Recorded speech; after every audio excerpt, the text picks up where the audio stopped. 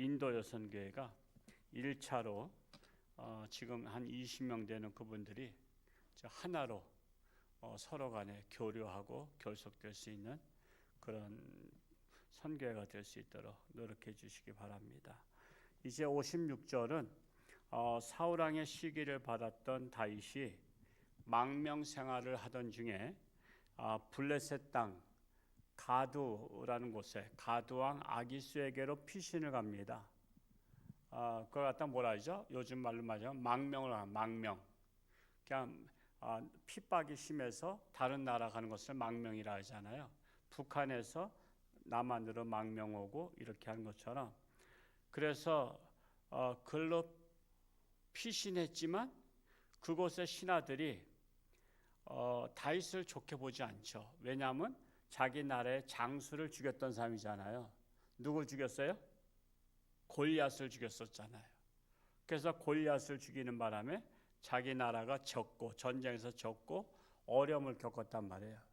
그런 골리앗을 죽였던 다윗이 아무리 귀순한다고 해서 곱게 볼 수가 없던 거예요. 그래서 저 다윗은 우리의 적입니다. 죽여야 됩니다 하고 그런 소리들이 들리니까 그러니까 사울왕을 피해서 얼마나 다급하면 피해서 블레셋 적의 나라까지 갔어요. 망명까지 했는데도 거기서도 신하들이 죽이자고 막 그러니까 그냥 미친 사람 취급을 해서 미친 사람 흉내를 내죠. 미친 사람 흉내를 내서 침을 질질 흘리고 옷에 흙을 묻히고 또 가려운 것처럼 벽에다가 또 몸을 쓱쓱 긁고 그러니까 위험한 존재가 아니라는 그런 모습을 이렇게 보여줍니다. 그러니까 연기를 한 거죠. 연기. 즉 살기 위해서 연기를 하면서 그 위기, 그러니까 그들이 언제 자기를 죽일지 모른단 말이에요. 그럴 때 하나님 앞에 구원해 달라는 비탄시입니다. 이 말씀 이해하시고 나서 이제 보면 더 쉽게 이해가 될 거예요. 자, 1절 말씀을 읽어볼까요? 시작. 하나님이여 내게 은혜를 베푸소서. 사람이 나를 삼키려고 종일 치며 압제하나이다. 사람이 나를 삼키려고 하는 것은 사람이 내 뒤를 쫓는다는 겁니다. 내 뒤를 쫓는다. 그게 뭐냐면 바닷가에서 파도가 이렇게 쫙 쳐서 이게 뭐 어떻게 친다 그러죠? 이게 무슨 두루마리처럼 뚫뚫 말아서 오는 것처럼 막 이렇게 쫓아와. 그러면 그냥 막 도망가듯이 쓰나미가 막 오고 있어요. 그러면 그냥 산으로 도망가듯이 나를 삼키려고 내 뒤를 쫓는다는 것입니다. 그러니까 다윗을 미워하는 자들이 사리를 가지고 추적하는 상황을 고백하고 있는 거예요. 그래서 다윗이 가드왕 아기스에게 피신한 것은 사울왕이 바짝 쫓아왔기 때문에 원수의 나라에 블레셋 땅까지 들어왔는데 그의 신하들조차 그를 죽여야 된다고 말하니까 참 이러지도 못하고 저러지도 못하는 위기 상황에서 오직 하나님만이 나의 구원자가 되신다. 이렇게 고백하고 있는 것입니다. 이런 최악의 위기 상황에서는 하나님만이 나의 구원자다 고백하는 거예요. 2절과 3절 읽어보겠습니다. 시작. 내 원수가 종일 나를 삼키려 하며 나를 교만하게 치는 자들이 많사오니 내가 두려워하는 날에는 내가 주를 의지하리이다. 내 원수, 블레셋 사람뿐만 아니라 다윗을 죽이려고 쫓아다니는 사울왕이 원수잖아요. 사울왕이 원수고 다윗 또 블레셋도 원수 나라예요. 영화로 보면 그런 거 있죠. 그 영화인데도 막 쫓고 쫓기는 게 나와요. 그래서 쫓고 쫓기는. 그래서 이 기껏 도망가서 숨어 있었더니 또 한편으로 또 적들이 그쪽을 향해서 오고 있는 모습을 봐. 그래서 가까이 왔어. 가까이 왔는데 이 쫓긴 사람은 몰라. 그러면 누가 불안해? 그 영화를 보는 우리가 불안하잖아. 저거 빨리 발견해서 도망가야 되는데, 창문 열고라도 도망가야 되는데 지금 적들이 지금 가까이 오고 있는데도 모르고서는 있는 거야. 그러면 영화를 보는 우리가 불안해. 빨리 왜 모를까 하면서 그렇게 영화는 아슬아슬하게 만들잖아요. 그것처럼 지금 다윗이 그 쫓기는 상황이 사울왕한테 쫓기지, 또 블레셋 사람들한테 쫓기지, 그런 상황, 급박한 상황을 고백하고 있는 거예요. 이런 상황에서 결국 누구를 의지할 수밖에 없어요? 하나님만을 의지할 수밖에 없는 거예요. 자기 혼자 누구를 의지할 수가 없는 거예요. 4절 말씀 읽어봅니다. 시작. 내가 하나님을 의지하고 그 말씀을 찬송하올지라. 내가 하나님을 의지하였은즉 두려워하지 아니하리니 혈육을 가진 사람이 내게 어찌하리까. 다윗이 두려울 수밖에 없는 상황 속에서 하나님을 의지하기 때문에 두려워하지 않겠다는 의지와 결심을 말하고 있는 거예요. 원래는 두려운데 내가 하나님을 의지하기 때문에 두려워하지 않겠다라는 거예요. 그런 결심. 우리는 그런 마음을 가져야 돼요. 우리는 내 마음속에 근심이 있어. 근데 나는 하나님을 믿기 때문에 근심하지 말아야 되겠다 하는 것이 돼야 돼요. 그래서 그 근심을 계속 키워나가면 안 돼. 나 하나님의 자녀잖아. 그러니까 근심할 필요가 없어 하고서는 근심하지 않으려고 하는 거. 두려워할 필요가 없어. 두려워하지 않으려고 하는 거. 두려움은 와. 그러니까 두려워하지 않으려고 노력한다는 거예요. 지금 다윗도 얼마나 두렵겠어요. 목숨이 오늘 죽을지 내일 죽을지 모르는 그런 상황에서 내가 하나님을 의지하면서 두려워하지 않겠다라는 것입니다. 여기서 또한 혈육을 가진 자라는 것은 일가 친척을 말한 것이 아니라 육체를 가진 자를 표현하고 있어요.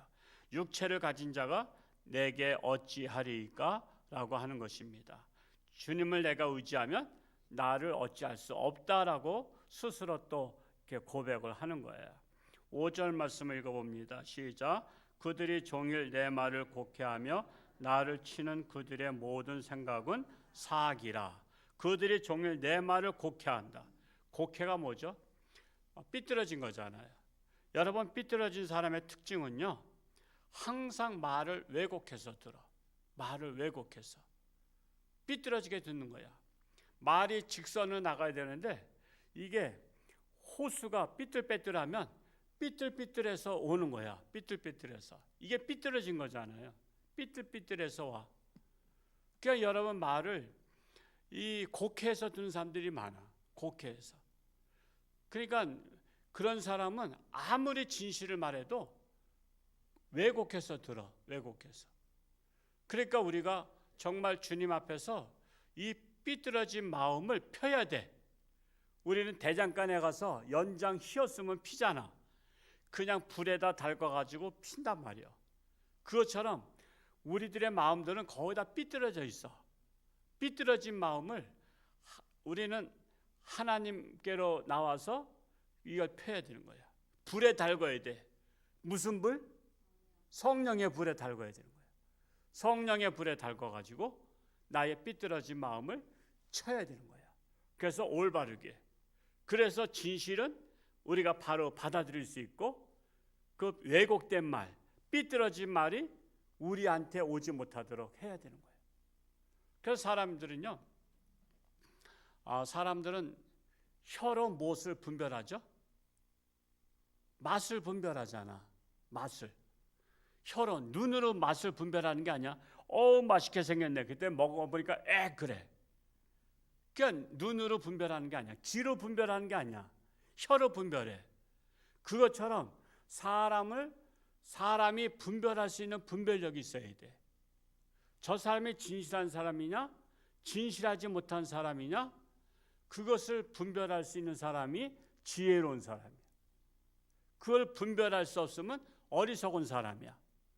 그러니까 어리석은 사람은 항상 그러잖아.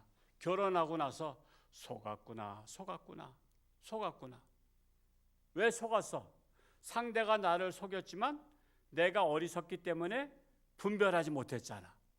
그러면 어리석은 사람이 문제요? 속인 사람이 문제야?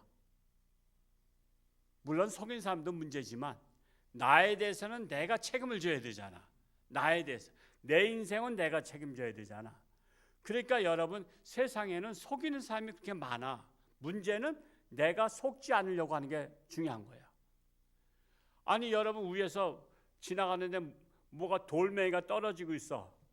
돌멩이가 떨어뜨린 사람도 문제지만 그걸 피해야 되는 것은 내 사명이잖아. 그렇죠? 아이, 돌이 떨어지니까 저 사람 잘못이다. 그래서는 그냥 맞으면 돼? 그럼 바보지.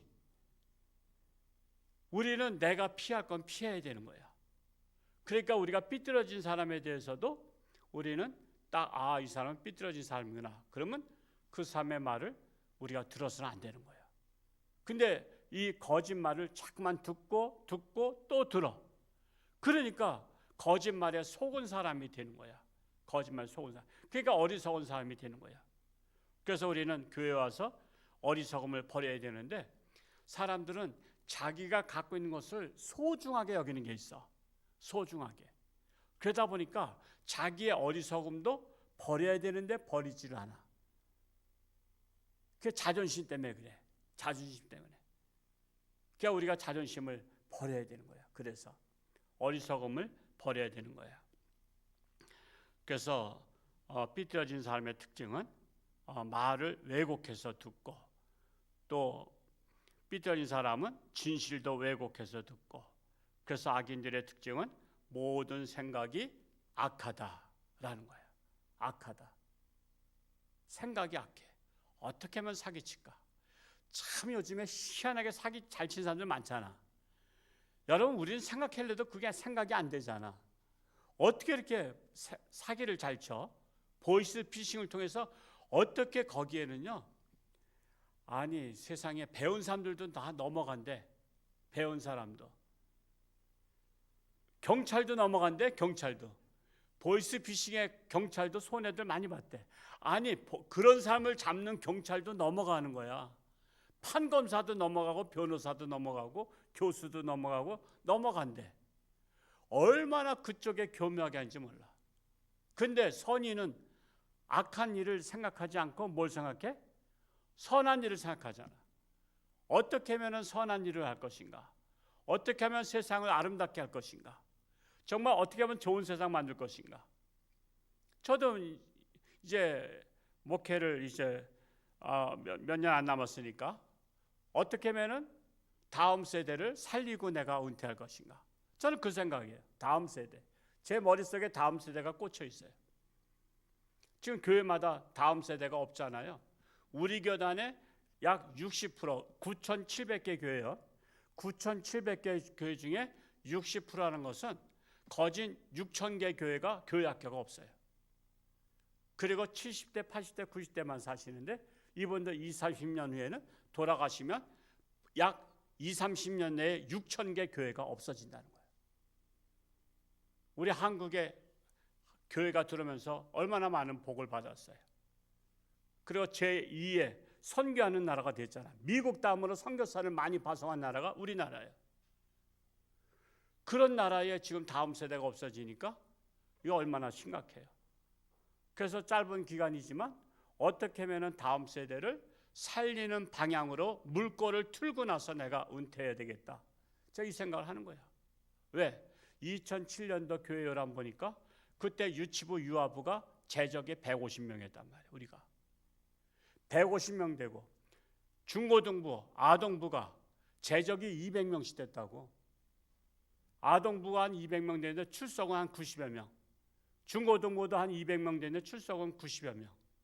그래서 카페에서 중등부 들이고 고등부는 따로 가고 유년부 소년부 따로 했었고 유치부 저 뒤에 우리 컨테이너로다 또 만들었던 거 그냥 계속 컨테이너로다 만들어 나갔잖아. 건축하기는 어려우니까. 근데 지금은 계속 통합이야. 통합 계속. 그래서 제 생각에는 늘 그런 거예요. 어떻게 하면 교회를 살릴까? 다음 세대를 살릴까? 그러니까 악인들은 어떻게 하면 사람을 죽일까? 어떻게 하면 남의 것을 빼앗을까? 선인은 어떻게 하면 이 세상을 좋게 할까? 아름다운 세상을 만들까? 이 생각으로다가 가득 차는 거예요. 우리 새벽에 오신 분들이야 뭐 당연히 선한 생각으로 가득 찰 줄로 믿습니다. 6절 말씀도 읽어볼까요? 시작. 그들이 내 생명을 엿보았던 것과 같이 또 모여 숨어 내 발자취를 지켜보나이다. 남을 죽일 생각만 하잖아요. 악인들은 남을 죽일 생각해.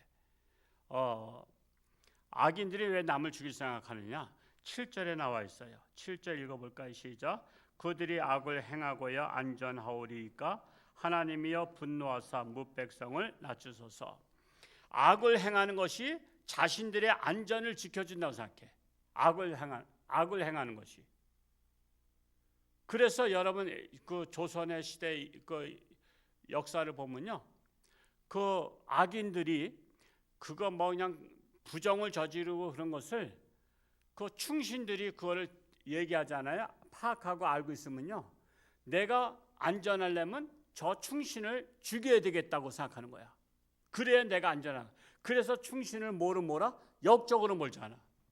역적으로 몰아서 충신을 죽이는 거야. 왜? 악인들이 자기 안전을 위해서 충신들을 다 역적으로 귀양 보내고 죽여버려. 바로 그것 같은 거야. 얼마 전에 미국의 어떤 그 유명한 그 젊은 청년이 암살범에 의해서 죽었잖아요.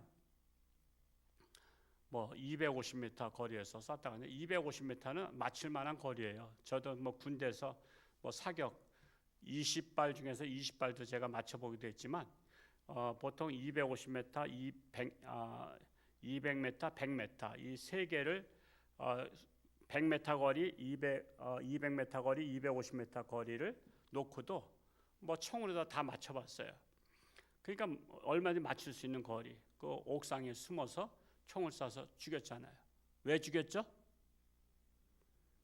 그런 나라를 올바르게, 세상을 올바르게 하는 사람을 죽여야 자기들 세상에 온다고 생각하는 거예요. 결국은 잡혔잖아요. 결국은 잡혔어요. 우리 한국과도 연관이 있다는 말이 지금 있기도 하지만 아직은 불확실하지만 지금 네팔은 쿠데타 일어났죠. 네팔에 쿠데타 일어나서 지금 중국몽인 사람들을 지금 다 헬기로 도망가고 다 해요.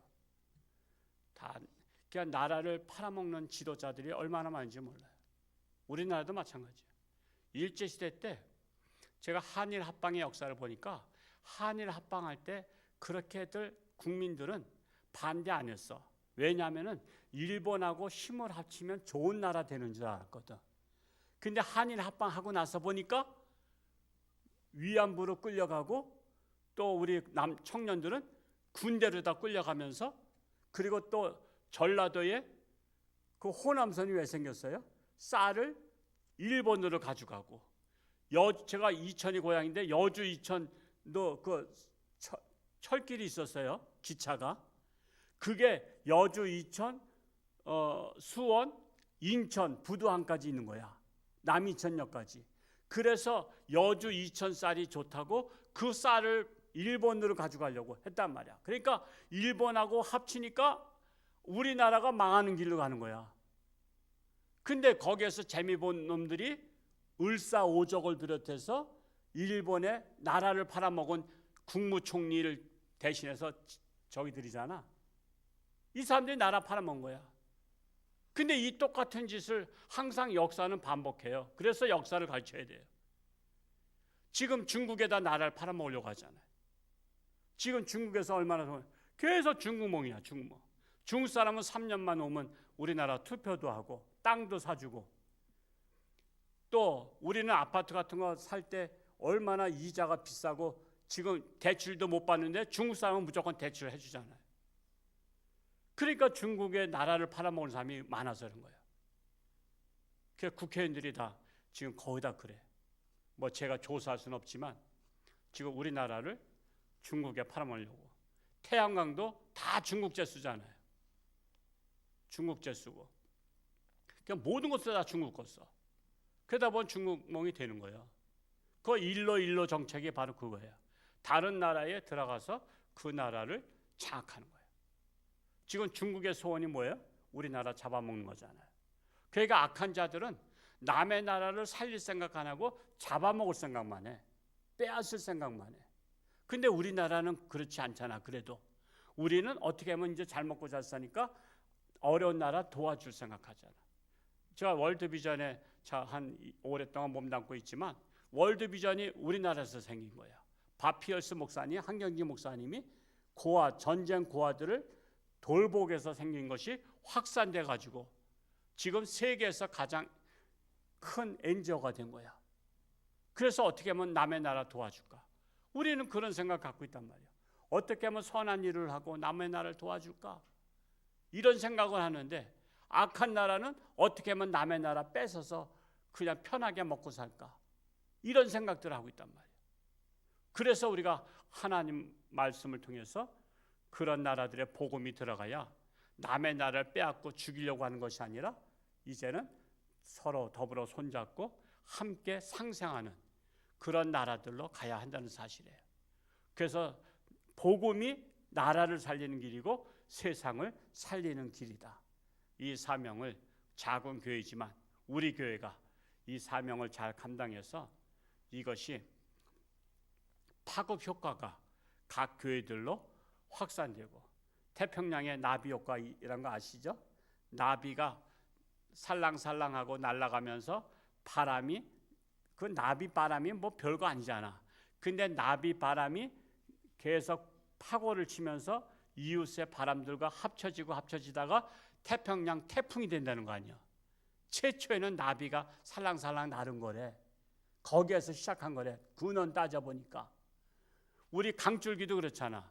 강줄기도 올라가면 어디 태백산맥에 어디서부터 물줄기가 처음에는 약수물이 쫄쫄쫄쫄 흐르는 게 계속 확산돼 가지고 지금 강물이 된 것처럼 우리 홍천주안교회 나비 효과가 비록 약하지만 우리가 계속 선한 영향력을 끼쳐서 우리 이웃 교회들이 도전받고, 우리 홍천의 교회들이 도전받고, 강원도가 도전받고, 우리나라가 도전받는, 그래서 정말 하나님의 선한 생각을 세상에 전파하는 그런 역할을 우리 교회가 앞으로도 계속 감당할 수 있기를 축복합니다.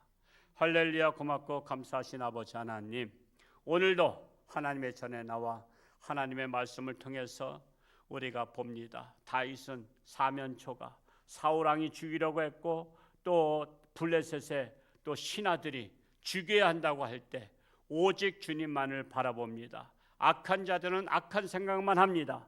우리가 선한 자면 선한 생각만 하기 원합니다. 그래서 어떻게 하면 우리 가정을 선한 가정, 좋은 가정, 우리 교회를 선한 교회, 이 홍천을 선한 도시, 우리나라를 선한 나라로 세울까를 늘 고민하며 아이디어를 내고 그것을 실천하며 우리 대한민국이 복음을 수출하는, 그래서 세계 선교의 복음화를 앞장세우는 그러한 교회 나라로 하나님 들어서 주옵소서. 아직도 육신의 질병으로 사경을 헤매는 사랑하는 교우들 불쌍히 여기시고 하나님의 능력의 손길로 치료하는 광선을 바라사 깨끗함 받게 하시고 건강해서 하나님 영광 위에 살게 하여 주옵소서. 오늘도 저들의 삶 가운데 하나님 동행하여 주옵소서. 그리스도의 향기를 바라게 하여 주옵소서. 감사드리며 예수님의 이름으로 축복하며 기도하옵나이다. 아멘.